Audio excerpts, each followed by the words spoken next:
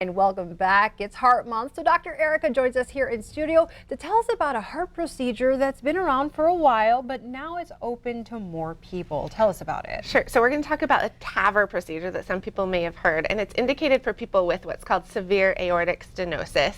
And the aortic valve is the outflow tract of the heart, and some people get a diseased aortic valve where it becomes really narrowed. So instead of being the size of a garden hose, it may be just the size of a straw or smaller. Oh, okay. Which certainly you can see in this picture, it impacts their health.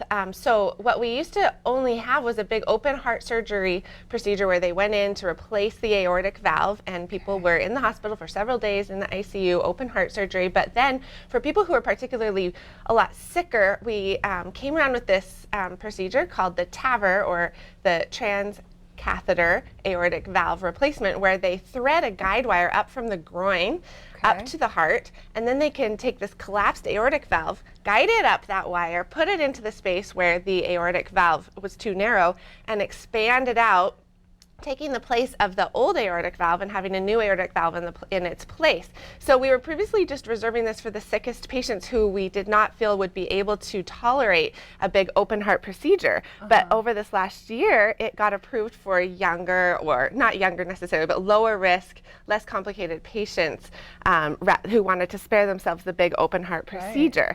So it's been pretty amazing in terms of the recovery for patients who are candidates for this valve replacement.